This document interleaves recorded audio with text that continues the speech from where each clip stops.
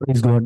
வாரத்தின் முதல் நாள் கால வேளையிலே கர்த்தரும் இரட்சகருமாய் இருக்கிற உயிர்த்தெழுந்த இயேசு கிறிஸ்துவை ஆராதிக்க வந்திருக்கிற உங்கள் யாவரையும் இயேசு கிறிஸ்துவின் நாமத்தினாலே வாழ்த்துகிறேன். ஸோ ஒரு விஷயம் கூட நம்ம மற்றொரு வேத பகுதியும் நம்ம வாசிக்கலாம்.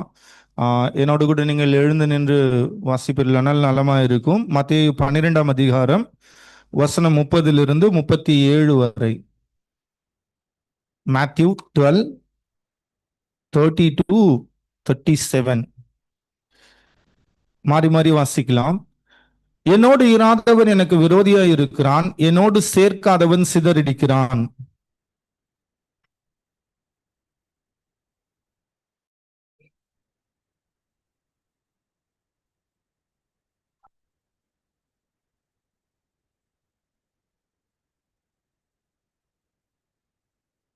மேத்யூல 12 சாப்டர் வாசிச்சுட்டு இருக்கோம். ஓகேவா?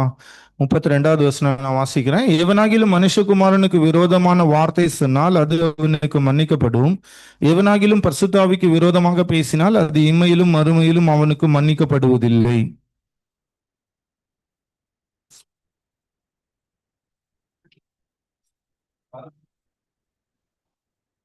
விரியன் பாம்பு குட்டிகளே, நீங்கள் பொல்லாதவர்களாய் இருக்க நலமானவைகளை எப்படி பேசுவீர்கள்? இருதயத்தின் நிறைவினால் வாய் பேசும்.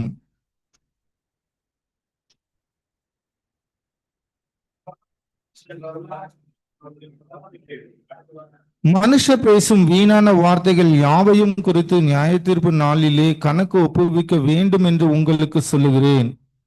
ஏனெனில் உன் வார்த்தைகளினாலே நீதிமான் என்று தீர்க்கப்படுவாய், அல்லது உன் வார்த்தைகளினாலே குற்றவாளி என்று தீர்க்கப்படுவாய் என்றார். உட்காரலாம், ஜெபிக்கலாம். கிருபையுள்ள நல்ல பிதாவே, இந்த உயிர்த்தெழுந்த நாளின் கால வேளைக்காய் நாங்கள் உம்மை நன்றியோடு கூட துதிக்கிறோம், ஸ்தோத்திரிக்கிறோம். குமாரனாகிய தேவன், நீர் உயிர்த்தெழுந்தவராய ராஜாவாய் மீண்டும் வரப்போகிற தேவனாய் இருக்கிறீர். பரிசுத்த ஆவியாகிய தேவன் ஆண்டவரே, எங்களுக்குள்ளே தங்கி எங்களுக்குள்ளே வாசம் பண்ணி எங்களை சகல சத்தியத்திற்குள்ளும் போதித்து நடத்துகிற தேவனாய் இருக்கிறீர். அதற்காக நாங்கள் உம்மை நன்றியோடு கூட இந்த கால வேளையில நாங்கள் உம்மை நன்றியோடு கூட துதிக்கிறோம், ஸ்தோத்திரிக்கிறோம். ஒரு விசை கூட குமாரனாகிய இயேசு கிறிஸ்துவை ஆண்டவரே நாங்கள் அதிகமாய் ருசிக்க ரசிக்க, ஆண்டவரே திருத்துவ தேவனை ஆண்டவரை நாங்கள் பார்த்து மகிழ்ச்சி அடைய இந்த கால வேளையிலே நீர் எங்களுக்கு உதவி செய்வீராக. இயேசு கிறிஸ்துவின் நாமத்தில் ஜெபிக்கிறோம், ஜீவனுள்ள நல்ல பிதாவே, ஆமென். எல்லாரும் உட்காந்துட்டே இருக்கோம்ல, ஒரு எக்ஸசைஸ் பண்ணலாமா? எக்ஸசைஸ்னா ஆக்சுவலி ஜான் 1 வாசிச்சோம்ல, யோவான் 1ஆவது அதிகாரம். ஆக்சுவலாக ரெண்டு காரியங்களை நம்ம பார்க்கலாம். ப்ராபப்ளி குரூப்பா அப்படியே ஜாயின் பண்ணிக்கினீங்கன்னா நீங்க உட்காந்துட்டு இருக்கிற இடத்துல ஜாயின் பண்ணாலும் ஓகே, ரொம்ப உங்களை டிஸ்டர்ப் பண்ணாம. அப்படி இல்லை நீங்க இண்டிவிஜுவல்ஸா பார்த்தாலும் okay, it is left you. 19வது வசனம் முதற்கொண்டு 25வது வசனம் வரையிலும் ஒரு சில கேள்விகள் இருக்கிறது. ஓகேவா? 19வது வசனத்திலிருந்து 25வது வசனம் வரையிலும் ஒரு சில கேள்விகள் இருக்கிறது. அந்த கேள்விகள் என்ன அப்படின்றத நீங்க நோட் பண்ணுங்க. அந்த கேள்விக்கான காரணம் என்ன அப்படின்றதையும் நீங்க சிந்திக்கும்படியாய் நான் உங்களை வேண்டிக் கொள்ளுகிறேன். ஸோ அந்த கேள்விகள் என்ன, கேள்விக்கான காரணம் என்ன, அதாவது எதை விளங்கி கொள்ளும்படியாக அந்த கேள்விகள் கேட்கப்படுகிறது அப்படின்ற ஒரு காரியம். அடுத்தது 26வது வசனம் முதற்கொண்டு 51வது வசனம் வரையிலும் ஸ்பெசிபிக்கா ஒரு வார்த்தை, நான் என்ன வார்த்தைன்னு சொல்லிடுறேன், கண்டு பார்த்து அப்படின்னு சொல்லுகிற ஒரு காரியம் உண்டு. ஓகேவா? அது எத்தனை முறை வருது, அதே மாதிரி அதோட நோக்கமும் என்ன அப்படின்றதையும் நீங்க ப்ராப்ளி டைம் இப்போ 11:07 11:12 வரலாம் நம்ம செய்யலாம், 5 மினிட்ஸ். ஓகேவா? அதுக்கப்புறம் ஜஸ்ட் யாராவது பேசணுன்றவங்க நீங்க உங்களுடைய புரிதல் என்ன அப்படின்னு சொல்லலாம்.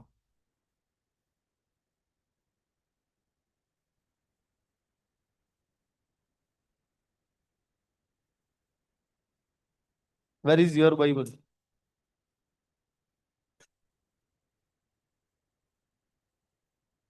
You don't have Bible?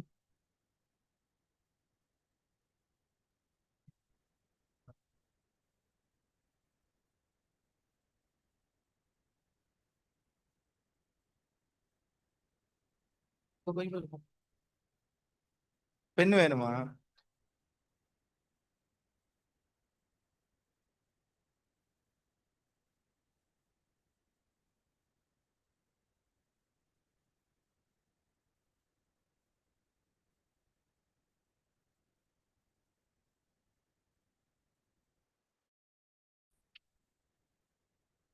நீ கூட அம்மா பக்கத்துல போய் உட்காந்துக்கோ.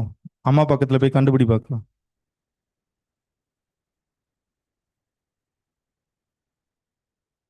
இங்கிலீஷ்ல சொல்ல உங்களுக்கு. Okay, from verse 19 to 25 there are few questions. Okay, you need to note down what are those questions.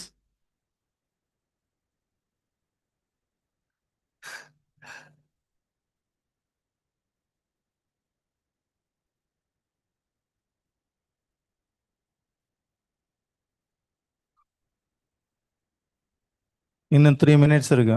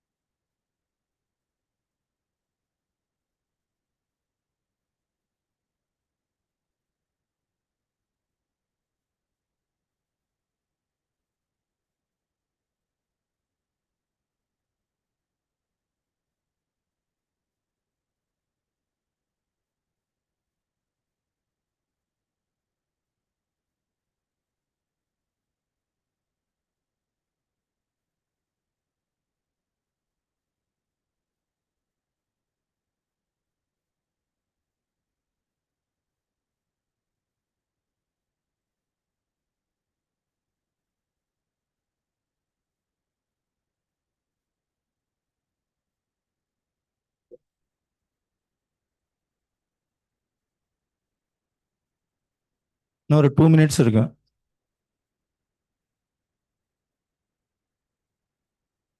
ஆஹா. ஆமா. ஏன் வந்து, அதாவது அந்த கேள்வி நோக்கம் என்ன, எதுக்காக அந்த கேள்வி கேட்கிறாங்க?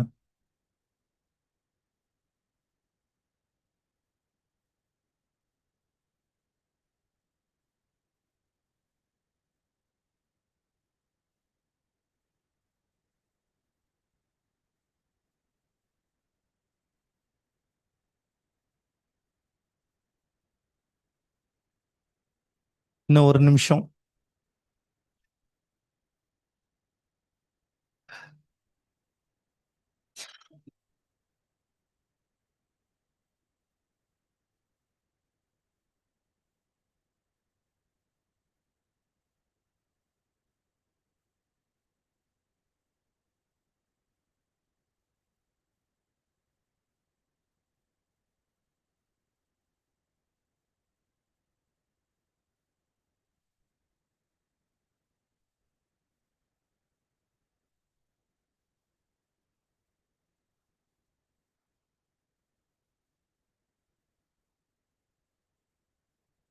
ஓகே, ஸோ ஃபர்ஸ்ட் எத்தனை கேள்விகள் இருக்கு அந்த verse 19ல இருந்து 25க்குள்ள? எத்தனை கேள்விகள் இருக்கு? ஒரே கேள்விதான் ரிப்பீட் ஆகுது, கரெக்டா? எத்தனை முறை ரிப்பீட் ஆகுது? 7 டைம்ஸா?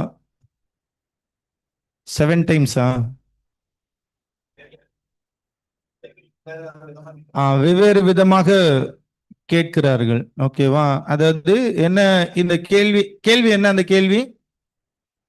நீர் யார் அப்படின்னா ஐடென்டிட்டி. உங்க ஐடென்டிட்டி என்ன? எம்பிடிசி கிளாஸோட ஃபர்ஸ்ட் கிளாஸ்ல ஐடென்டிட்டி கிரைசிஸ். நீங்க யாரு, ஹூ ஆர் யூ, நீர் யார் அப்படின்ற ஐடென்டிட்டி. ஏன் இந்த கேள்வி கேட்கப்படுகிறது? எதை புரிந்து கொள்ளும்படியாக இந்த கேள்வி கேட்கப்படுகிறது?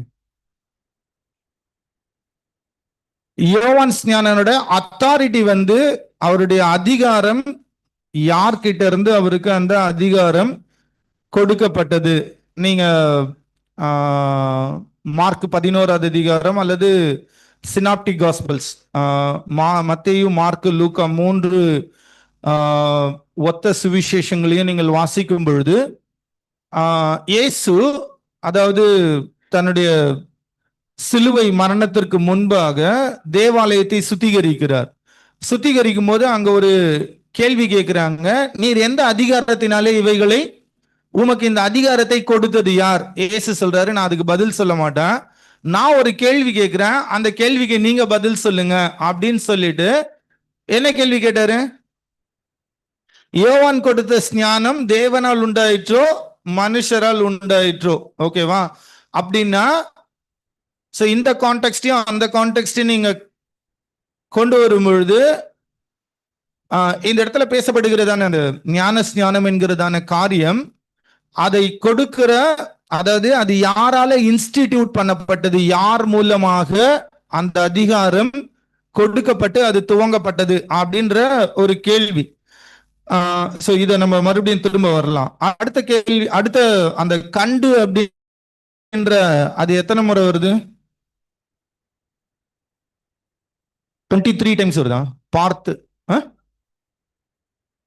சூப்பர்.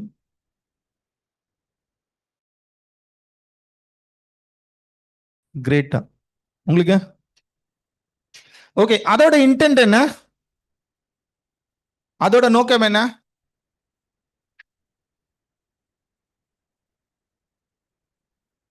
அல்ல, அதோட நோக்கம் என்ன? இயேசு கிறிஸ்து தான் மேசியா என்பதை அவர் வெளிப்படுத்துகிறார். அதை அவர்கள் கண்டு மகிழ்ச்சி அடைகிறார்கள். மற்றவர்களையும் அவர்கள் என்ன பண்றாங்க? கொண்டு வருகிறார்கள். ஓகேவா? மகிழ்ச்சி அடைந்தவனுடைய காரியம் என்னவா இருக்கும் அப்படின்றதையும் நம்ம பார்க்கணும். ஓகே, நம்ம இப்போ மெசேஜ்க்கு போலாம். இந்த நீர் யார் அப்படின்னு கேட்கும் பொழுது யோவானுடைய ரெஸ்பான்ஸ் எப்படி இருந்தது? நம்மள அந்த இடத்துல வச்சு 700 ஆண்டுகளுக்கு முன்பாக, இயேசு கிறிஸ்து பிறக்கிறதுக்கு 700 ஆண்டுகளுக்கு முன்பாக ஒரு தீர்க்க தரிசனம் நம்மை குறித்து சொல்லப்பட்டது அப்படின்னா நம்மளுடைய ரெஸ்பான்ஸ் எப்படி இருந்திருக்கும் யோசிச்சு பாருங்க. நீங்க யாரு அப்படின்னு கேட்டா நம்ம என்ன பண்ணிருப்போம்? பட்டன்னு அடிச்சு, நான் யார் தெரியல, ஏசாயா தீர்க்கதரிசி சொன்னார்ல 700 வருஷத்துக்கு முன்னாடி அப்படின்னு காலர் என்ன தூக்கி. ஆனால் யோவான் ஸ்நானன், நீங்க யோவான் ஸ்நானன் கிட்ட நீங்க இந்த அதிகாரத்திலேயோ அல்லது 3வது அதிகாரத்துல யோவான் ஸ்நானனோட சீஷர்கள் திரும்ப அவர்கிட்ட சொல்றாங்க, நீங்க ஒருத்தர் அறிமுகப்படுத்தினீங்களே, அவர் அநேகருக்கு ஞான ஞானம் கொடுக்கிறார் அப்படின்னு சொல்லும் பொழுதும் யோவான் ஸ்நானனோட ரெஸ்பான்ஸ் என்ன? 3வது அதிகாரம், யோவான் 3வது அதிகாரம் 30வது வசனம் வாசிங்க. அவர் பெருகவும் நான் சிறுகவும் வேண்டும். யோவான் ஸ்நானன் இந்த இடத்துல தன்னுடைய ஐடென்டிட்டி எப்படி கொண்டு வர்றார் அப்படின்னா 20வது வசனம் சொல்லுகிறது, அவன் மறுதலியாமல் அறிக்கை இட்டதும் அன்றி. அதாவது ஏன் அப்படின்னா யூதர்களுடைய, அவர்கள் வந்தவங்க யார் அப்படின்னா பரிசேயர்கள். அவங்களுடைய கேள்வி நோக்கம் ஞான ஸ்நானம் கொடுக்கணும் அப்படின்னா அது எலியாவா இருக்கணும்.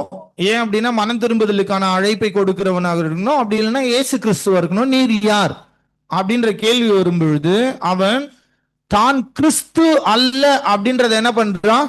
முதலாவது கிளாரிஃபை பண்ணிடுறான். நான் அவருக்கு சமமானவன் அல்ல, அவர் என்னிலும் மேன்மை உள்ளவர். நம்ம 15வது வசனத்திலையும் அதை பார்த்தோம். ஓகேவா?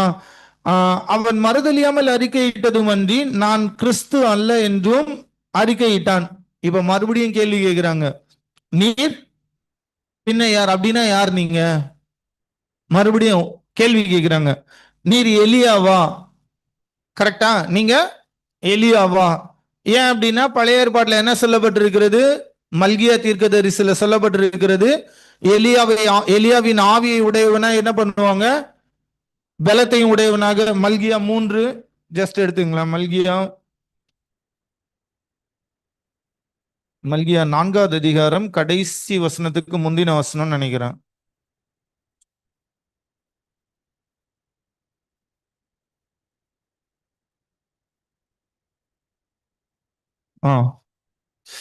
இதோ கர்த்தருடைய பெரிதும் பயங்கரமான நாள் வருகிறதற்கு முன்னே நான் உங்களிடத்திற்கு எலியா தீர்க்கதரிசியை அனுப்புவேன்.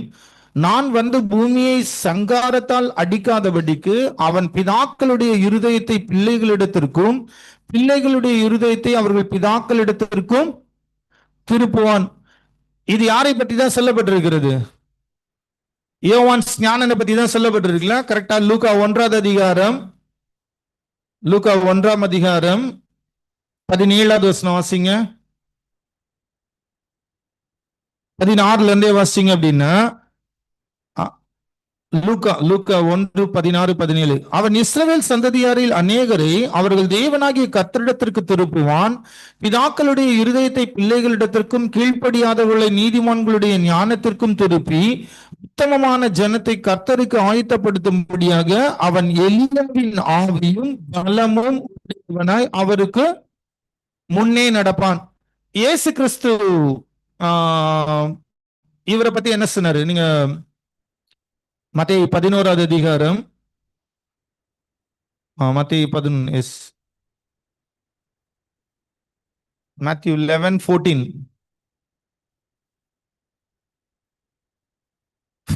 சொல்றாரு, நீங்கள் ஏற்றுக்கொள்ள மனதா இருந்தால் வருகிறவனாகிய எலியா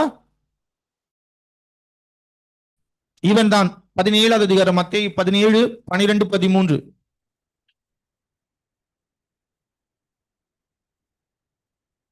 ஆனாலும் எலியா வந்தாயிற்று என்று உங்களுக்கு சொல்லுகிறேன், அவனை அறியாமல் தங்கள் இஷ்டப்படி அவனுக்கு செய்தார்கள். இவ்விதமாய் மனுஷகுமாரனும் அவர்களால் பாடுபடுவார் என்றார். 11வது வசனத்தின் கடைசி பகுதி சொல்லுகிறது, எலியா முந்தி வந்து எல்லாவற்றையும் சீர்பிடித்தது நீதான். சோ அப்ப யோவான் ஸ்நானனுக்கு தெரியும், ஆக்சுவலா எலியா வந்து ரீபர்த் ஆக முடியாது. வேதாகமத்தின்படி மறுபடியும், அதாவது பிறத்தல் அப்படின்ற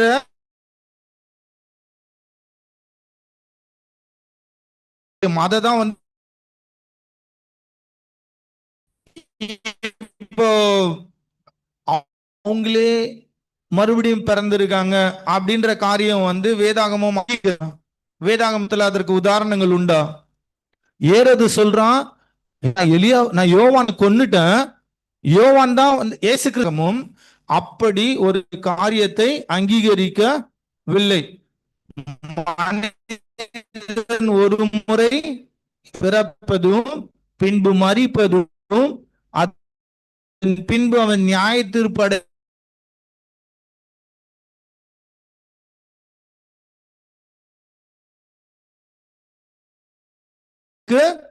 நியமிக்கப்பட்டிருக்கிறது. இந்த சீக்வன்ஸையோ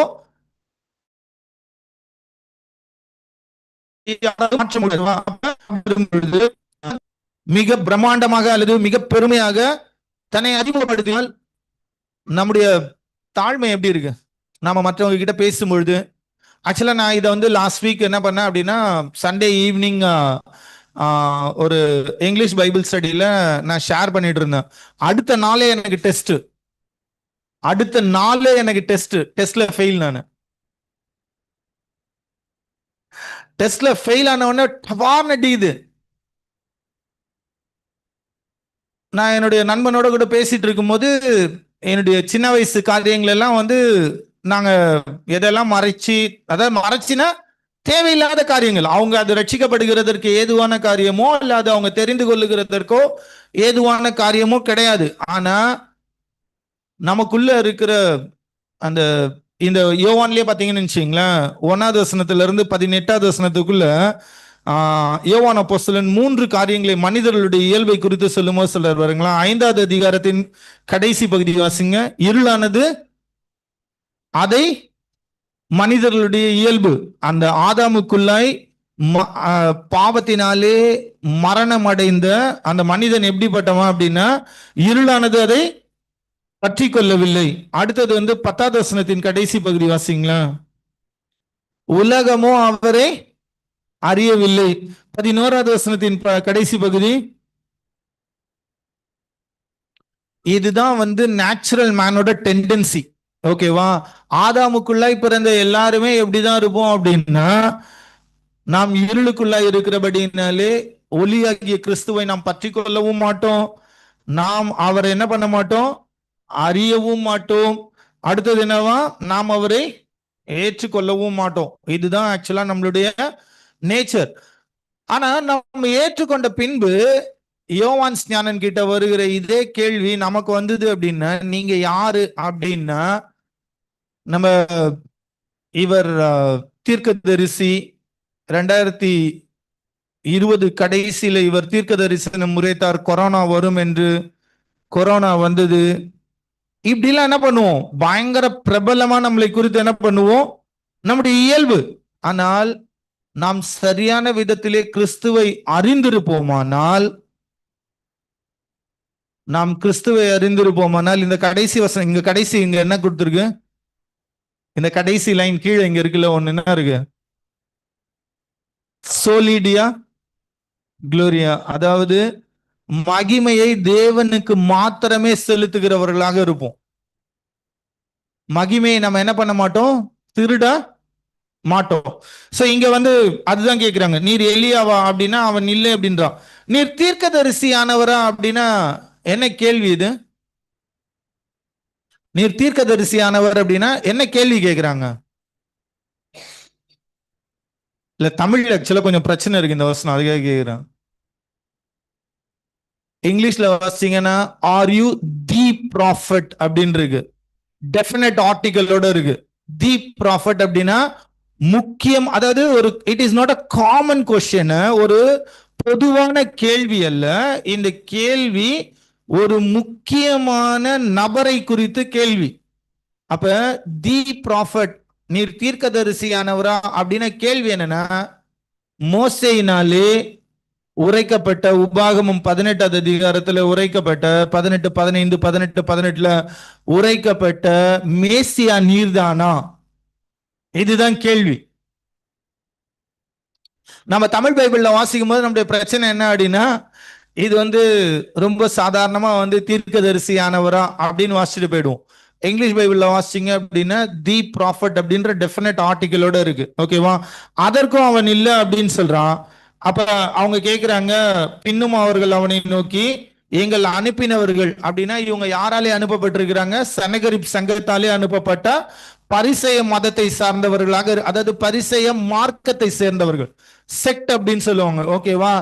சோ அன்றைய யூதர்களுக்குள்ளாக மிக பிரபலமான 3 செக்டர்ஸ் இருந்தாங்க. ஒன்று சதுசேயர்கள், அவங்க தான் வந்து தேவாலயத்துல மிகப்பெரிய பொறுப்புகள்ல பணம் மிகுதியா இருக்கிற அவர்கள். அவங்க என்ன பண்ண மாட்டாங்க, உயிர்த்தெழுதலையும் தேவதூதர்களையும் ஆவி உண்டு என்பதையும் நம்ப மாட்டாங்க. ஓகேவா. அதே வந்து பரிசேயர்கள் வந்து ஓல்ட் டெஸ்டமெண்ட் லாஸ வந்து ரொம்ப அந்த 613 மினாசா அப்படின்னு சொல்லுவாங்க, அதை வந்து ரொம்ப வைராக்கியமாய் பிராக்டிஸ் பண்ணுகிறவர்கள். அடுத்த இன்னொரு கூட்டம் வந்து ஜெலாட்ஸ் அப்படின்ற கூட்டம். அவர்கள் என்ன அப்படின்னா, இந்த கூட்டம் யார் அப்படின்னா, இயேசு கிறிஸ்துவின் ஒரு சீஷனுடைய பேர் என்ன,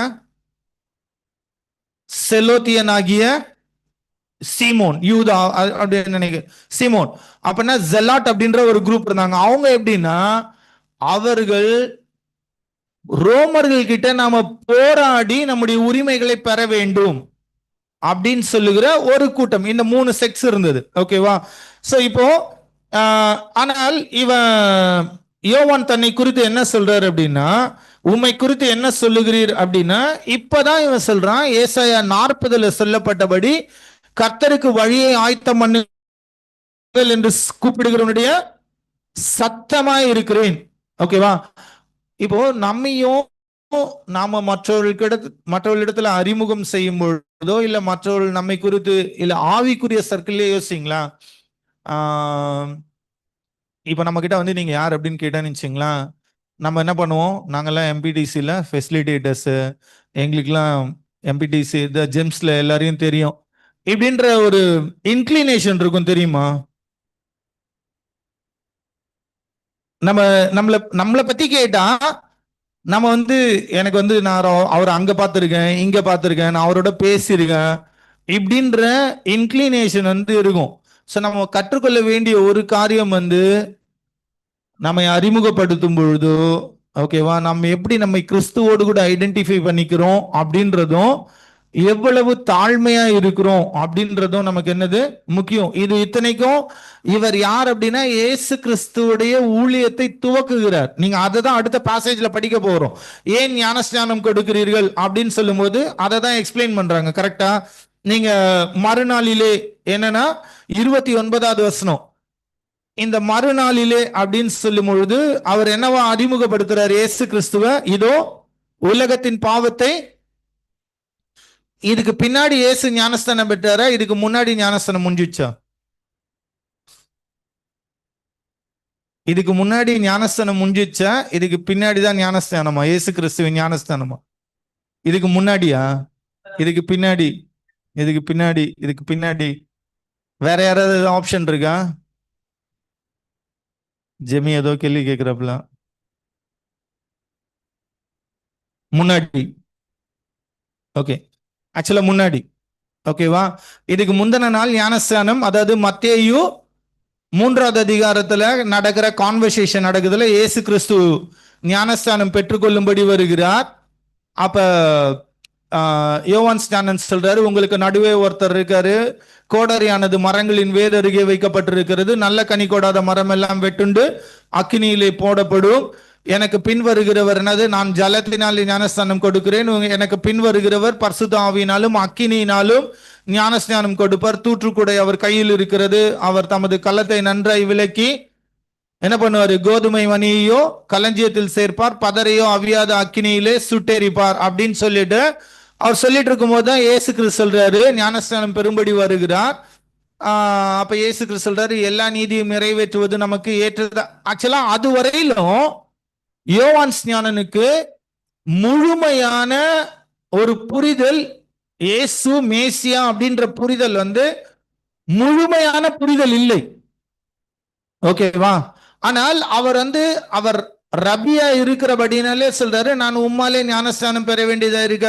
மேபி அப்படிதான் இருக்கணும் அப்படின்னு என்னோட அசம்ஷன். ஏன் அப்படி நான் சொல்றேன் அப்படின்னா, இங்க இருக்கிற கான்வர்சேஷன்ல தான் யோவான் தான் எப்படி இயேசு கிறிஸ்துவை மேசியா அப்படின்ற கன்ஃபர்மேஷனுக்குள்ள வந்த அப்படின்னு சொல்றாரு. நீங்க வாசிங்களா? 29 மறுநாளிலே யோவான் இயேசுவை தன்னிடத்தில் வர கண்டு, இதோ உலகத்தின் பாவத்தை சுமந்து தீர்க்கிற தேவா. இந்த கான்டெக்ட்ல மாத்திரம் இந்த வசனத்தை பொருதி பாருங்க. ஓகேவா? இந்த உலகத்தின் பாவத்தை சுமந்து தீர்க்கிற தேவ ஆட்டுக்குட்டி அப்படின்னா அதுக்கு என்ன அர்த்தம்? அதுக்கு என்ன அர்த்தம்? சத்தமா மேசியா, அடுத்து உலகத்தின் அப்படின்னு சொல்லி கொண்டு வர்றார்ல. இவ்வளவு நாள் யாவே தேவன், எகோவா தேவன் யாருடையவராக மாத்திரம் இருந்தாரு? இஸ்ரவேல் கோத்திரத்திற்கு மாத்திரம் அல்லது இஸ்ரவேல் தேசத்திற்கு மாத்திரமா இருந்தார். இப்போ ரட்சிப்பு என்ன பண்ணுது? எல்லா கோத்திரங்கள், எல்லா ஜாதி, எல்லா மொழி குடும்பமும் ரட்சிக்கப்படும்படிக்கு இயேசு கிறிஸ்து ரட்சிப்பை என்ன பண்றாரு? உலகத்தின் எல்லா மக்களுக்கும் தருகிறார் அப்படின்ற அந்த அர்த்தத்துல மாத்திரம்தான் இது என்ன பண்ணணும், நம்ம பார்க்கணும். இதை வேற ஒரு காரியத்துக்குள்ள கொண்டு போய் வேணா, நான் இப்ப அதுக்குள்ள போல. ஓகேவா? இப்ப மறுபடியும் என்னன்னா 30வது வசனத்துல, எனக்கு பின் ஒருவர் வருகிறார், அவர் எனக்கு முன்னிருந்தபடியால் மேன்மையுள்ளவர் என்று நான் சொன்னேனே. Past tense. நேத்து நான் சொன்னேன்ல, பாஸ்ட் டென்ஸ்ல சொல்றாரு, சொன்னேனே, அவர் இவர்தான். எப்படி அந்த கன்ஃபர்மேஷன் வந்தது அப்படின்னா, 30வது வசனமும் 33வது வசனத்தோட ஃபர்ஸ்ட் ஃப்ரேஸ் என்ன சொல்றது? நானும் இவரை, நானும் இவரை. இது தமிழோட பிரச்சனை, பைபிள் டிரான்ஸ்லேஷனோட பிரச்சனை. ஓகேவா? இந்த அறியாது இருந்தேன் அப்படின்னா இயேசு கிறிஸ்து யாருன்னு யோவானுக்கு தெரியாதா? இயேசு கிறிஸ்து யாருன்னு யோவானுக்கு தெரியுமா தெரியாதா? சொந்தக்காரன் கண்டிப்பா தெரியும் இல்ல? ஏன் அப்படின்னா யோவான் ஸ்நானன் வயிற்றுல இருக்கும் பொழுதே கர்ப்பவதியான மரியாள் அங்கே போகிறாள். என் தாயார், என் ஆண்டவருடைய தாயார் வந்தது என்ன, உங்க சத்தத்தை கேட்கும் போதே என் கர்ப்பத்தில் இருக்கிற குழந்தை என்ன பண்ணுது, துள்ளி குதிக்கிறது. இது எல்லாமே நடந்து கண்டிப்பா யோவான் ஸ்நானனுக்கு அவங்க அப்பா சகரிய சொல்லி கொடுத்துதான் வளர்த்திருப்பாரு.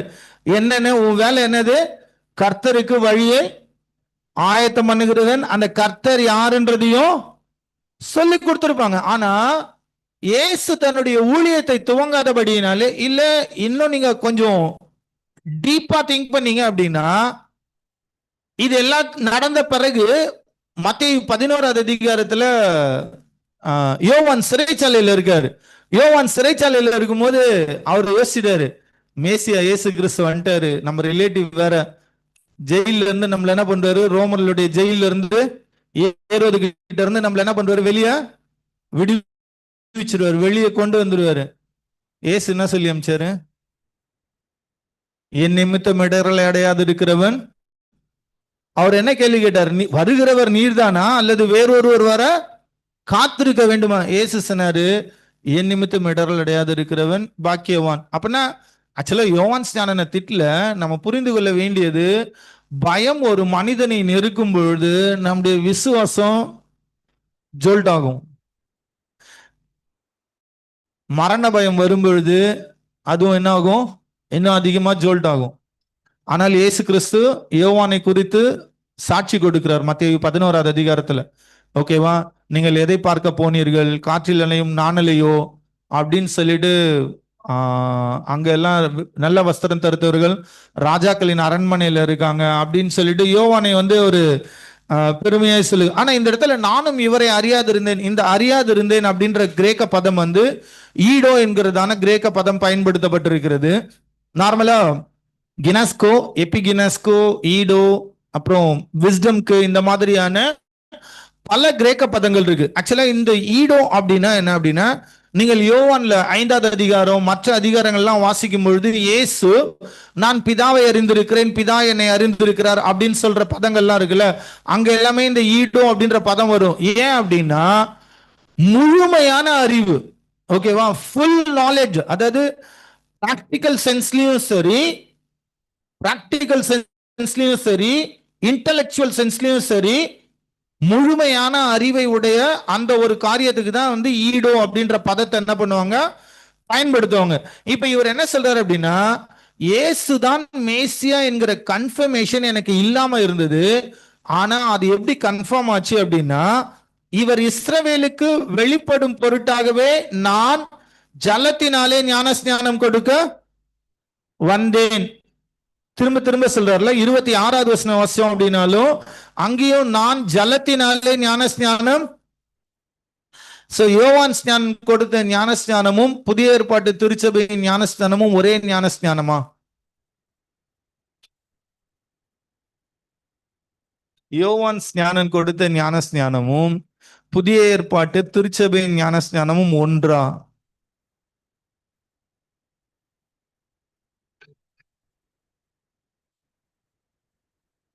இந்த மாதிரி கேள்வி எல்லாம் கேட்டேன். ஒண்ணுதானா? முழுக்கு ஞானஸ்நானம் அவர் சொல்றாருல, இங்கே வாசிங்களா, 33வது வசனத்தின் கடைசி பகுதி என்ன சொல்லுது? 33 கடைசி, அவரே பரிசுத்த ஆவியினால். புதிய ஏற்பாட்டு திருச்சபையின் ஞானஸ்நானம் பரிசுத்த ஆவியானவராலே கொடுக்கப்படுகிற ஞானஸ்நானம். ஓகேவா, இந்த ஞானஸ்நானம் எதற்காக அப்படின்னா, யூதர்கள் அந்த 400 வருட பீரியட் இருக்குல்ல, அந்த டைம்ல என்ன பண்றாங்க அப்படின்னா, புறமதத்தில் இருக்கிறவர்கள், புறமதம் அதாவது யூதர் அல்லாதவர்கள் யூத மதத்தை சார்ந்து வரும்பொழுது, நீங்க புதிய ஏற்பாட்டிலே பாடிக்கலாம், யூத மார்க்கத்தை அமைந்தவர்கள் அப்படின்னு இருக்கும். ஓகேவா, அதே மாதிரி நீங்க நியாயாதிபதிகள்ல பார்க்கும்போது பாத்தீங்க அப்படின்னா, மீகாவோட நாட்கள்ல என்ன பண்றாங்க அப்படின்னா, புறமதத்தில் இருந்து யூத மதத்திற்கு மாறினவர்கள் அப்படின்லாம் இருக்கும். இப்ப இவங்க வந்து செரமோனியல் கிளென்சிங், அதாவது சம்பிரதாயம் அல்லது சடங்குகள், அது வந்து சடங்காக பயன்படுத்தப்பட்டது. ஆனால் யோவான் வந்த பிறகு யூதர்களுக்கும் ஞானஸ்நானம் கொடுக்கிறார். எதுக்காக அப்படின்னா, அவருக்கு தேவனாலே சொல்லப்பட்ட காரியம் என்ன அப்படின்னா, நீ ஞானஸ்நானத்தை ஸ்டார்ட் பண்ணு, அப்பதான் ஏசு கிறிஸ்து யார், மேசியா யார் அப்படின்றது என்ன பண்ணும், வெளிப்படும். நான் சொல்லல, வசனத்தை வாசிங்க நீங்க. 31வது வசனம், நானும் இவரை அறியாதிருந்தேன், இவர் இஸ்ரவேலுக்கு வெளிப்படும் பொருட்டாக நான் ஜலத்தினாலே ஞானஸ்நானம். அப்ப அவருடைய ஞானஸ்நானத்தோட பர்பஸ் என்ன, மேசியா யார் என்பது தெளிவாக தெரியும்படிக்கு யோவான் ஸ்நானன் என்ன பண்றாரு, எல்லாரையும் கூப்பிட்டு ஞானஸ்நானம் கொடுக்கிறார். கரெக்டா?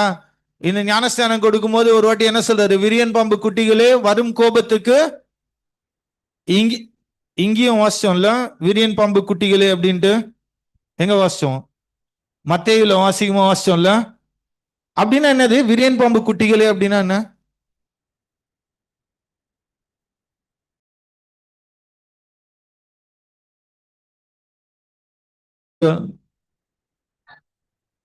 இரு நாக்குள்ளவர்கள். Okay, super. விரியன் பாம்பு குட்டி கடிச்சா பரவாயில்லையா? விரியன் பாம்பு கடிச்சாதான் சிஸ்டர் விஷம். விரியன் பாம்போட குட்டி கடிச்சா விஷம் கிடையாதா?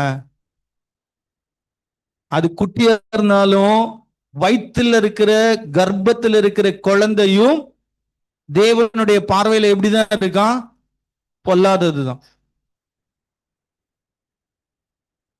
உடனே நீங்க செக்யூலர் கொஸ்டின்லாம் என்ன கேட்டீங்கன்னா, அப்ப பிள்ளைங்க பரலோகத்துக்கு போவாங்களா, சின்ன பிள்ளைங்க அபார்ட் ஆகிற பிள்ளைங்க பரலோகத்துக்கு போவாங்களா அப்படின்னா, வேதம் தெளிவாய் சொல்லுகிறது, அந்த பிள்ளைகள் பரலோகத்திலே இருப்பார்கள். அவங்க எந்த மதத்துல எந்த நாட்டுல பிறந்தாலும் சரி, எந்த குடும்பத்துல பிறந்தாலும் சரி, ஓகேவா, வேதம் அதை ஆதரிக்கிறது.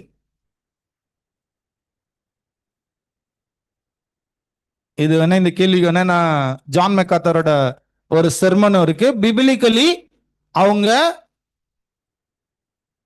ஏன்னா அப்படின்னா, அவங்க அந்த இயேசு கிறிஸ்துவின் சுவிசேஷத்தை கேட்டு அறிக்கையிடுகிற சூழ்நிலையில் இல்லாதபடினால, this is how God's design works. ஓகேவா? அவங்க எப்படிப்பட்டவங்க அப்படின்ற கேள்விகள்லாம் நம்ம பின்னாடி பேசுவோம். ஆனால் ஓகே, ஆனா நான் எதுக்கு சொல்ல வந்தேன் அப்படின்னா, அது விரியன் பாம்பி குட்டா இருந்தாலும் பொல்லாததுதான். கரெக்டா? அப்ப மனிதர்கள் எப்படிதான் இருக்காங்க, பொல்லாதவர்களாய் தான் இருக்கிறார்கள் அப்படின்றதுக்காக நான் அதை சொல்ல வந்தேன். இவர் கொடுக்கிற ஞானஸ்தானத்தின் நோக்கம் என்ன, ஏசு கிறிஸ்து தான் மேசியா அப்படின்றது தெரியறதுக்காக தான். 32 என்ன பண்றாரு, பின்னும் யோவான் சாட்சியாக சொன்னது, ஆவியானவர் புறாவை போல வானத்தில் இருந்து இறங்கி இவர் மேல் தங்கினதை. இது எப்ப நடந்தது? ஏசு கிறிஸ்து ஞானஸ்நானம் முடிச்சு, அப்ப இது முந்தின நாளே முடிஞ்சிடுச்சு. கரெக்டா? ரைட்டா? பாஸ்ட் டென்ஸ் இது. ஓகேவா? அப்ப 33 சொல்றாரு, நானும் இவரை அறியாதிருந்தேன், ஆனாலும் ஜனத்தினால் ஞானஸ்நானம் கொடுக்கும்படி என்னை யோவான் கிட்ட ஸ்பெசிபிக்கா தேவன் என்ன பண்றாரு அப்படின்னா, ஜலத்தினாலே ஞானஸ்நானம் யூதர்களுக்கும் கொடுக்கும்படி அவனை கமிஷன் பண்றாரு. அதனாலதான் இயேசு கேட்கிறாரு, நீங்க என்ன கேட்கிறீங்க எந்த அதிகாரத்தினாலே உண்டா இருக்கிறது அப்படின்னா, திருப்பி கேள்வி கேட்கிறாரு, யோவான் கொடுத்த ஞானஸ்தானம் எதனாலே உண்டாயிற்று? அவங்களோட பதில் என்ன? அதுக்கு அவங்க யூதர்கள் என்ன சொன்னாங்க? பதில் சொன்னா ஆமா அப்படின்னு சொன்னா பிரச்சனை, இல்லைன்னு சொன்னாலும் பிரச்சனை. என்ன சொல்லிடலாம்? தெரியாது. ஏன் தெரியாதுன்னாங்க? ஆமான்னு சொன்னா என்ன பிரச்சனை?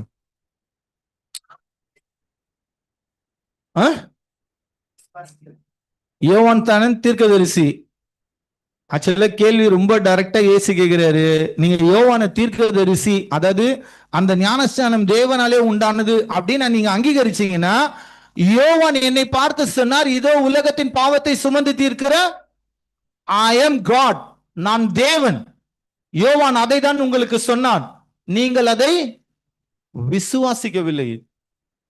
பிரச்சனைக்குள்ள மாட்டிப்போம். அடுத்தது உயிர் பயம். யோவான் தீர்க்கதரிசி இல்லைன்னு சொன்னா கல்லால் அடிச்சு கொண்டு போட்டுருவானுங்க. சோ மனிதர்களுடைய இயற்கையான காரியம் என்ன அப்படின்னா, தேவனிடத்துல கமிட் ஆகிறத விட எஸ்கேப் ஆகிறத தான் என்ன பண்ணுவோம். அதுதான் இருளானது அவரை பற்றி கொள்ளாது. நம்முடைய நேச்சர் அது. ஓகே. சோ இப்ப என்ன சொல்றாருன்னா, ஆவியானவர் யார் மேல் தங்குவார் பார்க்கிறாயோ அவர் தான் அப்படின்ட்டு. அந்தபடியே நான் கண்டு என்ன பண்றேன், இவர் தான் தேவனுடைய. சோ அந்த ஞானஸ்நானம் அவர் கொடுக்க ஆரம்பிச்சது எதுக்காக அப்படின்னா, கன்ஃபர்மேஷனுக்காக. ஓகேவா. இப்போ இப்பதான் நம்ம முக்கியமான பகுதிக்கு போக போறோம். என்னோட கூட மத்தேயு திருப்பிங்க 30வது வசனம் ஒரு வாட்டி வாசிக்கலாமா? என்னோடு இராதவன் எனக்கு, மத்தேயு 12:30. இந்த கேள்விதான் நம்மளுடைய அப்ளிகேஷன் கேள்வி இன்னைக்கு. என்னோடு இராதவன் எனக்கு விரோதியா இருக்கிறான், என்னோடு சேர்க்காதவன் சிதறடிக்கிறான். ஆக்சுவலா இந்த கான்டெக்ஸ்ட் வந்து இயேசு ஓய்வு நாளிலே அவருடைய சீஷர்கள் என்ன பண்றாங்கன்னா, கதிர்களை வந்து கொய்து சாப்பிடுறாங்க. அதன் பின்பு இயேசு என்ன பண்றாரு, ஒரு மனுஷனை, சூம்பின கையுடைய மனுஷனை 10வது வசனத்துல சுகமாக்குகிறார். மறுபடியும் பாத்தீங்க அப்படின்னா 22வது வசனத்துல ஒரு பிசாசு பிடித்த குருடும் ஊமையுமான ஒரு மனிதனை சுகமாக்குகிறார். இவைகளை பார்க்கிற பரிசேயர்கள் இயேசுவை பார்த்து என்ன சொல்றாங்க, நீ பெயல்செபூலினாலே இவைகளை செய்கிறாய் அப்படின்னும் பொழுது இயேசு அவங்க கிட்ட என்ன பண்றாருன்னா, எப்படி ராஜ்யம் பிரிந்து இருக்கும் அப்படின்றத ஸ்டார்ட் பண்ணிட்டு 29வது வசனம், தான் யார் என்பதை சொல்லுகிறார். பலவானை முந்தி கட்டினால் ஒழிய பலவானுடைய வீட்டுக்குள் ஒருவன் புகுந்து அவன் உடைமைகளை எப்படி கொள்ளையிடக்கூடும், கட்டினானே ஆகில் அவன் வீட்டை, அதாவது தான் யார் அப்படின்னா தேவன் பிசாசை கட்டி பிசாசிடத்திலே அடிமையா இருக்கிறவர்களை நான் விடுதலை ஆக்குகிறவர் அப்படின்றத சொல்றாரு.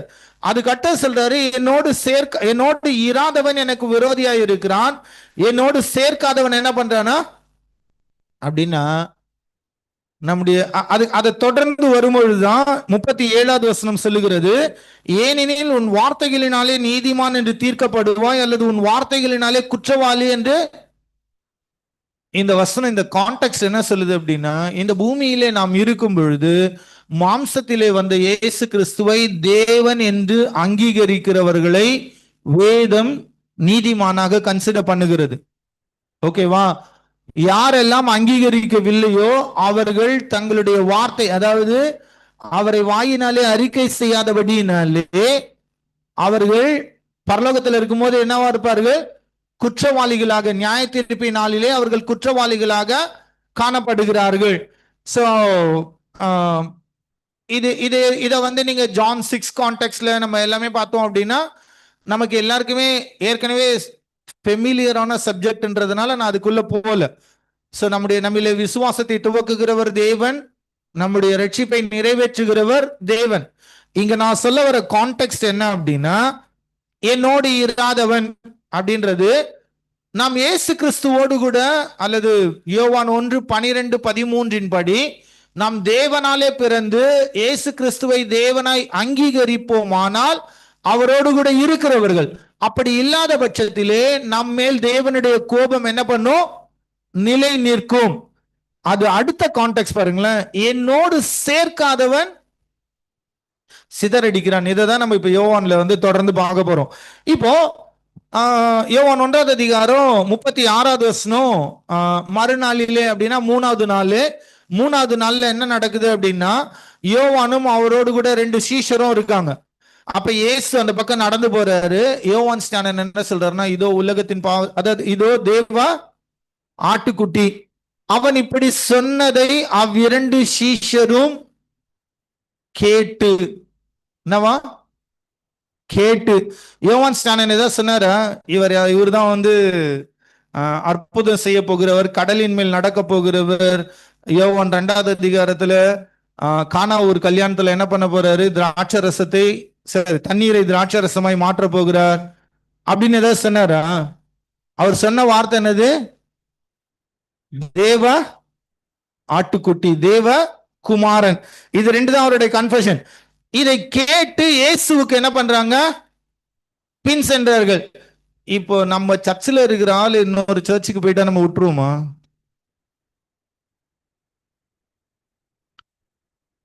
நம்ம கேம்ப்ல நம்ம கூடவே குரூப்ல இருக்கிற ஆள் இன்னொரு இடத்துக்கு போனா விட்டுருவோமா நம்ம? இவங்க யோவானோடு கூடவே இருந்தாங்க. அவங்க 2 பேரும் போன உடனே யோவான் இல்ல இல்ல என் கூட இருங்க அப்படி சொன்னாரு. என்ன? என்னோடு சேர்க்காதவன் சிதறடிக்கிறான். யோவான் தன்னோடு கூட இருக்கிற நபர்களை யாரை காண்பித்து கொடுக்க வேண்டுமோ அவரை காண்பித்து கொடுத்து, இதோ உலகத்தின் பாவத்தை சுமந்து தீர்க்கிற தேவ ஆட்டுக்குட்டி, இதோ தேவ ஆட்டுக்குட்டி, இவர் தேவனுடைய குமாரன். போனப்ப என்ன பண்ணாரு? அமைதியா இருந்துட்டாரு. அவங்களும் யோவான் சொன்னதை கேட்டு போனார்களே தவிர யோவான் சொன்ன அற்புதம் நடக்கும் அப்படின்ற காரியங்களை நம்பி போனவர்கள் அல்ல, கேட்டு போனவர்கள். அடுத்தது, இப்போ அடுத்து இயேசு கிறிஸ்துவோட இன்விடேஷன் பாருங்களேன். இயேசு திரும்பி அவர்கள் பின் செல்லுகிறதை எவ்வளோ நீங்க யோசிச்சு பாருங்க. சகேயு ஓடி போய் ஏறினான். சகேயு இருக்கிற இடத்துல வந்தோடனே இயேசு என்ன பண்றாரு? சகேயு மேல இருந்து இயேசுவை கூப்பிடல. இழந்து போனதை தேடவும் ரட்சிக்கவுமே மனுஷகுமாரன் வந்தார். கூப்பிடுறாரு அவரு. Same invitation. என்ன தேடுறீங்க? இந்த தேடுகிறீர்கள் அப்படின்ற வார்த்தை இருக்குல்ல, இன்டென்ட், அதாவது ஒரு காரியத்தை அடையும்படிக்கு ஏதோ சும்மா இவங்க பிரிட்டன்லாம் பண்ணல. இவங்க இயேசு கிறிஸ்துவை உண்மையாகவே அறிந்து கொள்ளும்படிக்கு, அவர் தேவ ஆட்டுக்குட்டி, அவர் மேசியா என்கிற அறிவை பெற்றுக் கொள்ளும்படிக்கு என்ன பண்றாங்க? தேடினார்கள். நம்முடைய தேடல் எப்படி இருக்கு? பைபிளை வாசிக்கும் பொழுது உண்மையாகவே தேவனை அறிந்து கொள்ளும்படிதான் வாசிக்கிறோமா? என்னதான் ரிஃபார்ம்டு சர்ச்சா இருந்தாலும் பிரதர், அந்த காலையில பைபிள் படிக்கலனாலே ஒரு மூட் அவுட் ஆயிடுது பிரதர். அந்த 2 அதிகாரம் படிச்சே ஆகணும். கடமைக்காகவது என்ன பண்ண, படிக்காம கம்பெனிக்கு போனா அன்னைக்கு டே ஃபுல்லா ஒரு மாதிரி டே கஷ்டமா இருக்கு. எதுக்காக? ஆக்சுவலா எதற்காக தேடுகிறோம்? அவரை உண்மையாகவே அறிந்து கொள்ளும்படி தேடுகிறோமா? இவங்க அதுக்காக தான் தேடினாங்களாம். இயேசு கேட்கிறாரு, என்ன தேடுகிறீர்கள்? அவங்க கேட்கிறாங்க, நீர் எங்கே? நாங்க வாக்கிங்லயே உங்க கூட பேச விரும்பல. we want to be with you. we want to be, உம்மோடு கூட இருக்க விரும்புகிறோம். நீர் எங்கே தங்கி இருக்கிறீர்? அவர் சொல்றார், வந்து பாருங்கள். Invitation. so always in every, எல்லா பாவிகளும் அறிந்து கொள்ள வேண்டிய ஒரு காரியம், தேவனுடைய அழைப்பு எப்பொழுதும் அவர்களுக்கு ஓப்பனாகவே இருக்கிறது. கரெக்டா? என்னிடத்தில் வருகிறவனை நான் புறம்பே தள்ளுவதில்லை. ஓகேவா? God's invitation, Christ invitation, it is always open. Okay. அடுத்தது, அன்றைய தினம் அவரிடத்தில் என்ன பண்ணாங்க? தங்கினார்கள். அப்பொழுது ஏறக்குறைய, அப்படின்னா என்னது? 10வது மணி வேலை எப்படின்னா எத்தனை மணி இருக்கும் தோராயமா?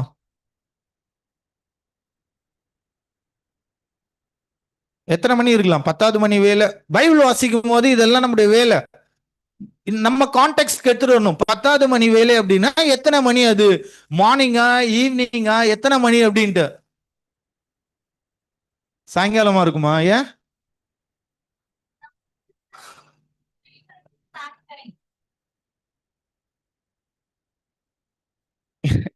இதெல்லாம் யூதர்களுடைய கான்டெக்ட்ல இருந்து எழுதுந்து. ஓகேவா? இதை எப்படி இன்டர்பிரேட் பண்ணோம் அப்படின்னா, 10வது மணி வேலை அப்படின்னா அவங்களுக்கு மார்னிங் 6 o'clock தான் டைமிங் ஸ்டார்ட்ஸ். ஓகேவா? Morning, evening 6 to morning 6, morning 6 to again evening 6.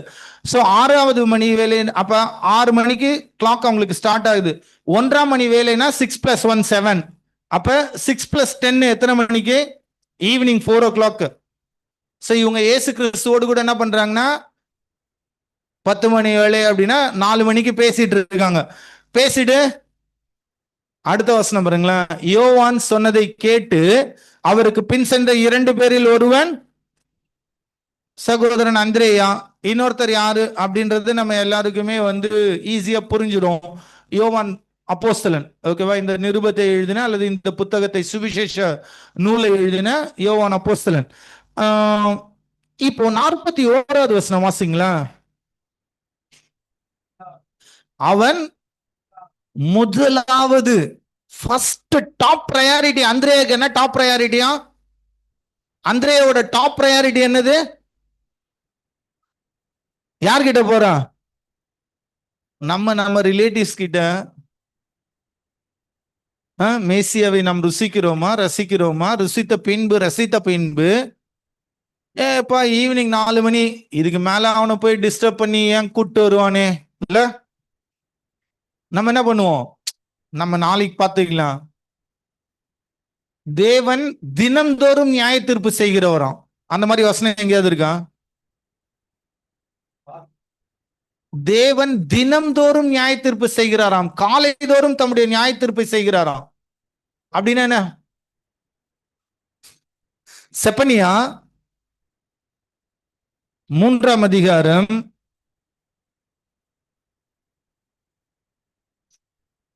5வது வசனம். அதற்குள் இருக்கிற கர்த்தர் நீதியுள்ளவர், அவர் அநியாயம் செய்வதில்லை, அவர் குறைவில்லாமல் காலை தோறும் தம்முடைய நியாயத்தை விளங்க பண்ணுகிறார், அநியாயக்காரனோ வெட்கம் அறியான். இது என்ன சொல்ல வர்றாரு அப்படின்னா, தேவன் கணக்க முடிச்சுட்டே இருக்கிறாரு. தம்முடைய நியாய தீர்ப்பு என்ன பண்றாரா? கணக்க டெய்லி முடிச்சுட்டே இருக்காரு. நமக்கு எல்லாருக்குமே தெரியும்ல, லூக்கா 18வது அதிகாரம்ல கலிலேயால வந்து லூக்கா 14 நினைக்கிறேன். சாரி 18 கிடையாது. சிலர் கலிலேயரோட ரத்தத்தை வந்து கலந்துட்டாங்க அப்படின்னு ஒரு கம்ப்ளைண்ட் வரும். 13 ஓகேவா? அங்கேயும் வந்து தேவன் என்ன பண்றாரு அப்படின்னா, நீதியுள்ள நியாயாதிபதியாக தினமும் செலுத்தி கொண்டிருக்கிறார் நியாய தீர்ப்பை. இப்போ அந்திரேயா மேசியாவை ருசித்த பின்பு முதலாவது அப்படின்னா டாப் ப்ரையாரிட்டி, அதுக்காக இந்த பதம் பயன்படுத்தப்பட்டிருக்கிறது கிரேக்கர்ல. ஓகேவா? அது வந்து டாப் ப்ரையாரிட்டி. அவன் என்ன பண்றானா, கண்டு என்ன பண்ண, தன் சகோதரனாகிய சீமோனை கண்டு மேசியாவை கண்டோம் அப்படின்னு சொல்றாரு. கரெக்டா? சோ இன்னொரு வார்த்தை, நான் முக்கியமான ஒரு காரியத்தை விட்டேன். யோவான் சொன்னதை கேட்டு அப்படின்னு நம்ம வாசிச்சோம்ல. நம்முடைய பிரச்சனை என்ன தெரியுமா? ஆக்சுவலா இந்த நாட்கள்ல திருச்சபையோட பிரச்சனை, நான் கேட்கிற ஆப்ஷன்ல நீங்க ஏதோ ஒரு பதில் சொல்லுங்களா. ஒருவர் ரட்சிக்கப்படுகிறதற்கு வசனத்தின் பிரசங்கம் மாத்திரம் போதுமானதா? ஓகேவா? ஃபர்ஸ்ட் கேள்வி. செகண்ட் கேள்வி, இல்ல வசனத்தின் பிரசங்கம் மாத்திரம், அதாவது இயேசு கிறிஸ்துவை காண்பிக்கிற பிரசங்கம் மாத்திரம் போதுமானதல்ல, அதோடு கூட அற்புதம் நடக்க வேண்டும். இந்த 2 ஆப்ஷன்ல எது சரி, எது வந்து சரியான ரட்சிப்பை கொண்டு வருகிறது, அல்லது எது வந்து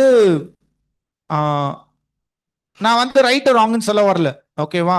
2 மெத்தட்லயும் தேவன் ஒர்க் பண்றாரு. நம்ம தேவனை லிமிட் பண்றதுக்கு நமக்கு அதிகாரம் இல்லை. But I am being a cessationist. ஓகேவா? என்னுடைய ப்ரிஃபரன்ஸ் வந்து ஒண்ணுதான். பட் உங்களுடைய நார்மலா இப்ப என்ன நடந்துட்டு இருக்கு திருச்சபையில? நான் சொல்றேன், கரிஸ்மேட்டிக் பிரீச்சர்ஸ்ல 4 பிரீச்சர்ஸோட பேர் சொல்றேன், இவங்க எல்லாம் உங்களுக்கு தெரியுமான்னு பாருங்க. டி.எல். ஆஸ்பான் எத்தனை பேர் கேள்விப்பட்டிருக்கீங்க? டி.எல். ஆஸ்பான் எம்பிடிசியில் அட்டன் பண்ண எல்லாருக்கும் டி.எல். ஆஸ்பான் தெரியும். ஜாஷு அண்ணன் பல ஆர்டிகல் எழுதியிருக்காங்க, பல டைம் அந்த வீடியோ அமைச்சிருக்காங்க. டி.எல். ஆஸ்பான், ஓரல் ராபர்ட்ஸ், பெனிஹின், ரெய்னார்ட் போங்கே, கேள்விப்பட்டிருக்கீங்களா?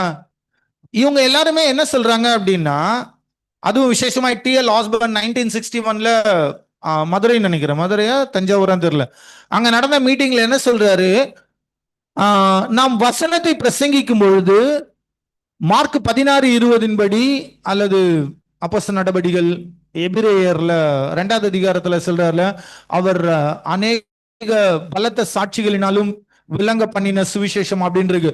இந்த வசனங்களின் அடிப்படையில் அவர்கள் என்ன கிளைம் பண்றாங்க அப்படின்னா, அற்புதம் நடக்கவில்லை என்றால் கிறிஸ்தவம் மற்ற மதத்தை போல செத்த மதம் அப்படின்னு சொல்றாங்க. எத்தனை பேர் ஏத்துக்கிறீங்க? இது சரியான கூற்றா? இதுதான் கரெக்டா? நீங்க என்னோட கூட மத்தேயு 12வது அதிகாரத்துக்கு திருப்பிங்களா? 41வது வசனம் வாசிங்க. 41வது வசனம். யோனாவின் பிரசங்கத்தை நினிவேல எத்தனை பேர் ரட்சிக்கப்பட்டாங்க?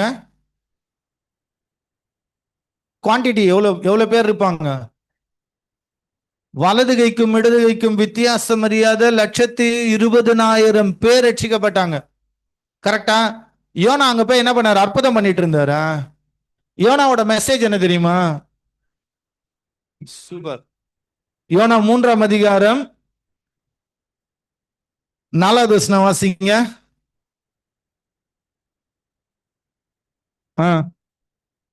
3 நாள் பிரயாணம். ஆனா எத்தனை நாள் தான் பண்ணிருக்கான்? நீங்க நினிவேவோட லென்த் 3 நாள் நடக்கிற லென்த், ஒரே ஒரு நாள் தான் நடந்திருக்கான். என்ன சொல்லிட்டாரு?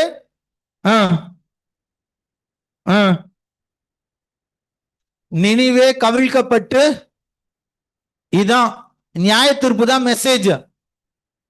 என்னதான் மெசேஜ்? நியாய தீர்ப்பு தான் மெசேஜ். சோ மெசேஜ கேட்டு தான் 1,20,000 பேர் வந்து என்ன பண்ணாங்க? ரட்சிக்கப்பட்டார்கள். பட் அதே டைம்ல யோனாவிலும் பெரியவரான இயேசு கிறிஸ்து பிரசங்கித்த போதும் அநேகர் ரட்சிக்கப்படவில்லை. இதையும் நம்ம கரெக்டா டேலி பண்ணணும். இப்ப நான் அந்த சப்ஜெக்டுக்குள்ள போக விரும்பல.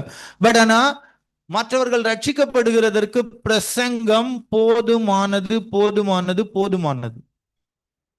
அததான் நான் சொல்ல வரேன். ஏன்னா இங்க நீங்க பாக்குறது என்னது? யோவான் சொன்னதை கேட்டு 2 பேர் போயிட்டாங்க. ஓகேவா? இப்ப இயேசு கிறிஸ்து செய்த அற்புதத்தை எல்லாம் பார்க்கல. இயேசு கிறிஸ்துவோட கூட உட்கார்ந்து டிஸ்கஸ் பண்ணிட்டு இருக்காங்க. யோசிச்சு பாருங்க, என்ன டிஸ்கஸ் பண்ணிருப்பாங்க? இயேசு கிறிஸ்துவோட மெத்தட் ஆஃப் பிரீச்சிங் என்னது? டிடாஸ்கோ. என்ன பண்ணிருப்பாரு? கேள்வி பதில்கள் மூலமாக பழைய ஏற்பாட்டில் இருந்து லூக்கால 24வது அதிகாரம் எம்மாவூர் சீஷர்களோடு கூட போகும்பொழுதும் சரி, மறுபடியும் அந்த பூட்டிய அறைக்கு பிரவேசிக்கும் பொழுதும் தீர்க்கதரிசிகளின் ஆகமங்களில் இருந்தும் தீர்க்கதரிசன புஸ்தகங்களில் இருந்தும் தன்னை குறித்து எழுதி இருக்கிறவைகளை அவர்களோடு கூட. இப்ப இவங்க என்ன சொல்றாங்கன்னா, மேசியாவை we have tasted him, நாங்க அவர் கூட இருந்தோம். யோவான் சொன்னது மாத்திரம் இல்ல. நீங்க யோவான் 4வது அதிகாரத்தை யோசிச்சு பாருங்களா. சமாரிய ஸ்திரீ என்ன பண்றா? ஊருக்குள்ள போய் சொல்றான். அவ சொன்னதுக்கு அப்புறம் அவங்க எல்லாம் வந்து கேட்டதுக்கு அப்புறம் அவங்க என்ன சொல்றாங்க? நீ சொன்னது நிமித்தம் மாத்திரம் அல்ல, நாங்களே கேட்டு இவர் தான் உலகத்தின். வாசிங்க அந்த வசனத்தை 4வது அதிகாரத்துல.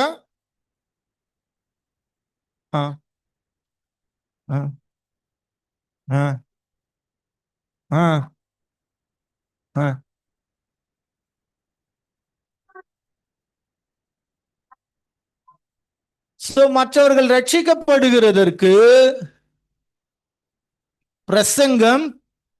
நாம இங்க பண்றது இப்ப பிரசங்கம் கிடையாது, இதுக்கு பேரு உபதேசம். நம்ம இங்க சபையில பண்ணிட்டு இருக்கிறதுக்கு பேர் என்னது? உபதேசம், டிடாஸ்கோ. பிரசங்கம் அப்படின்றது யோனா பண்ண மாதிரி உங்களுக்கு, நீங்கள் விரியன் பாம்பு குட்டிகளாக இருக்கிறீர்கள், நீங்கள் பொல்லாதவர்களாக இருக்கிறீர்கள், தேவ கோபத்தின் தண்டனை உங்கள் மேல் நிலை நிற்கிறது. நம்ம பார்த்தோம்ல போன வாரம், மகிமையின் மேல் கிருபையின் மேல் கிருபை, கிருபையின் மேல் கிருபை. முதலாவது நியாய தீர்ப்பு கொடுக்கப்பட்டது, நியாய பிரமாணம் கொடுக்கப்பட்டது. நியாய பிரமாணம் உங்களை குற்றவாளிகளாய் தீர்மானிக்கிறது. ஆனால் இயேசு தேவகுமாரன் மாம்சத்திலே வெளிப்பட்டபடியினாலே அவருடைய நிறைவில் இருந்து நாம் எல்லாரும் கிருபையின் மேல் கிருபை பெற்றோம். இது பிரசங்கித்தாலே ஒரு மனிதன் ரட்சிக்கப்படுவதற்கு போதுமானது. அதே மாதிரி do we have a urge? அந்திரேய மாதிரி கேட்டுட்டு நாம சரி பொறுமையா போய் சொல்லிக்கலாம். ரட்சிக்கப்பட்ட புதுசுல நான் கூட அப்படிதான் பிரதர் இருந்தேன். சும்மா இருக்காது வாய், எல்லார்ட்டையும் இயேசுதான் ரட்சகர் அப்படின்னு சொல்லிட்டு இருப்பேன். இப்போ பண்றோமா? மேசியாவை கண்ட நாம் நம்முடைய உறவினர்களுக்கு, அதுவும் இப்போ சரியான சுவிசேஷம் நமக்கு தெரிந்தபடினாலே சரியாய் காஸ்பலை பிரசன்ட் பண்ணுகிற கிருபை நமக்கு கொடுக்கப்பட்டிருக்கிறபடினாலே நாம் அதை செய்கிறோமா? என்னோடு சேர்க்காதவன் சிதறடிக்கிறான். நாம் இயேசுவினிடத்தில் மற்றவர்களை கொண்டு வரவில்லை என்றால் நாம் அவர்களுடைய இரத்த பழிக்கும் காரணமா இருக்கிறோம். நம்ம கிட்ட அவங்களை அவ்வளவு க்ளோஸா கொடுத்தோம், காஸ்பல சொல்லிட்டோம் அப்படின்னா தே ஆர் ரெஸ்பான்சிபிள். நாம் இயேசுவினிடத்திலே சேர்க்க பாருங்க, யோவான் ஸ்நானன் அதை செய்கிறான். இப்ப யார் செய்யறா? அந்திரேயா செய்யறாரு. கரெக்டா? அந்திரேயா என்ன பண்றாரு? தன்னுடைய அதுக்கு அடுத்த வசனம் வச்சீங்களா? 42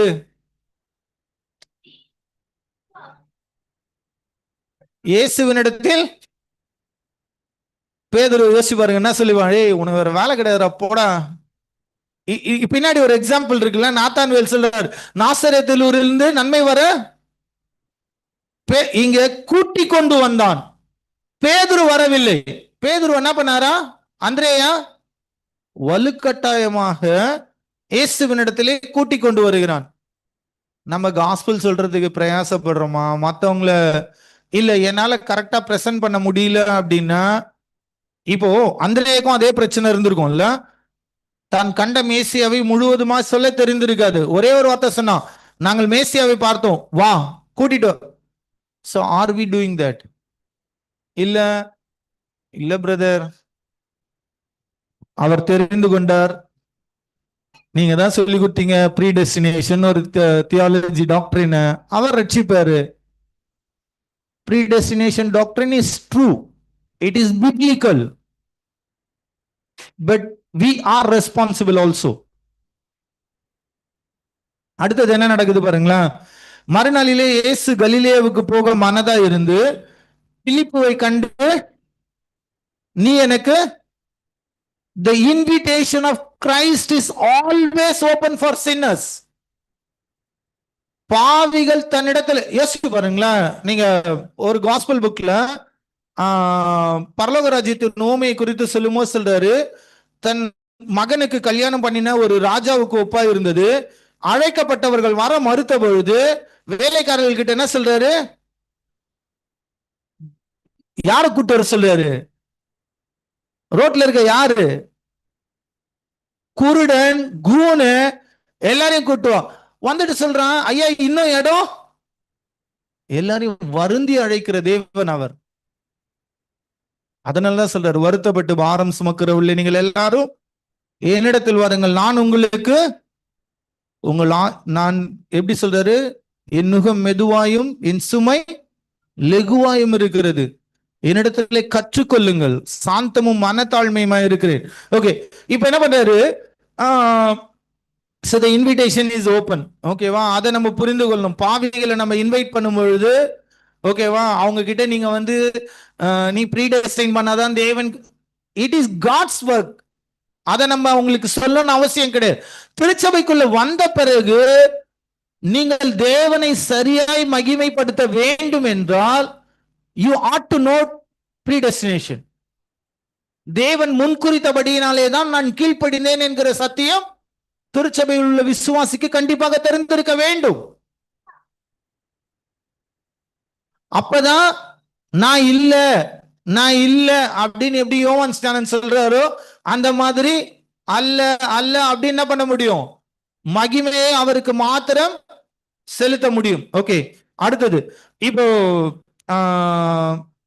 பிலிப்பு யாரு அப்படின்னா, அந்திரேயா பேதுரு என்பவருடைய ஊராக பெத்சாயிதா பட்டணத்தான். அடுத்து அவன் என்ன பண்றான்னு பாருங்களா, 45. பிலிப்பு நாத்தான்வேலே, சோ தேவனிடத்திலே அவன் சேர்ந்தான், என்னோடு சேராதவன் எனக்கு விரோதியாய் இருக்கிறான். சோ நாம் கிறிஸ்துவனிடத்திலே சேர்ந்திருக்கிறோம், தேவனாலே நாம் என்ன பண்ணப்பட்டிருக்கிறோம்? சேர்க்கப்பட்டிருக்கிறோம். அது நீங்க வெளிப்படுத்தல வாசிக்கும் போதும் அப்படிதான் இருக்கு. கரெக்டா? நீர் எங்களை தேவனுக்கென்று உங்களுடைய ரத்தத்தினாலே சம்பாதித்தீர் அப்படின்னு இருக்கு. ஓகேவா? நான் இப்ப அந்த இதுக்குள்ள போல. இப்போ என்னோடு சேர்க்காதவன் சிதறடிக்கிறான். இப்போ நாத்தான் வேலை என்ன பண்றாருன்னா, பிலிப்பு இன்வைட் பண்றாரு. என்ன பண்றாரு பாருங்களேன். என்ன சொல்லி என்ன சொல்லி 5 அப்பங்களையும் 2 மீனையும் மாற்ற போகிறவர் அவர் அப்படியா கூட்டம்? நியாய பிரமாணத்திலே மோசேயும் எழுதி இருக்கிறவர்கள் என்ன எழுதி இருக்கிறாங்க? இயேசு கிறிஸ்துவை குறித்து என்ன சொல்லப்பட்டிருக்கிறது? இவர் பஸ்கா ஆட்டுக்குட்டி. ஏசாயா 53 இது எல்லாத்தையுமே சொல்லி என்ன பண்றாங்க?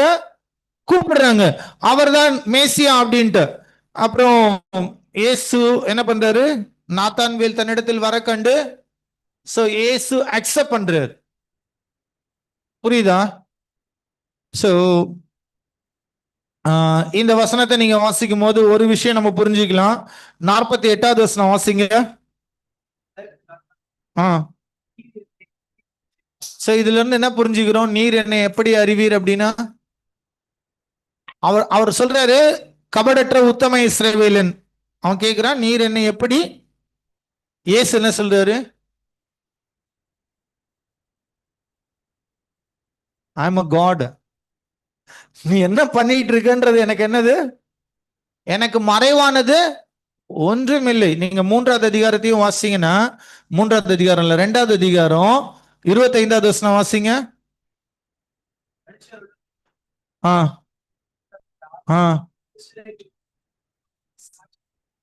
மனுஷர் உள்ளத்தில் இருப்பதை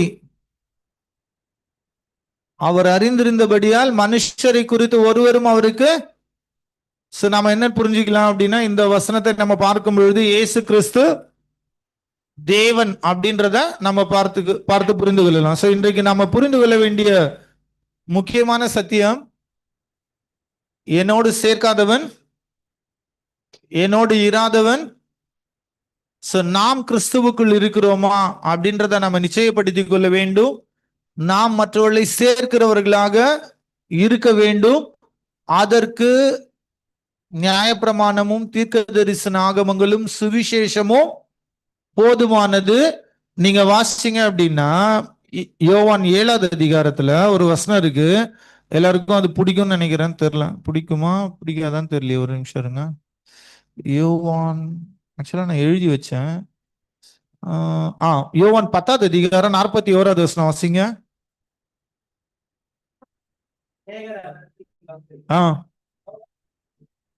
யோவான் ஒரு அற்புதத்தையும் செய்யவில்லை. அந்த ஒரு பதம் பொதுவானது.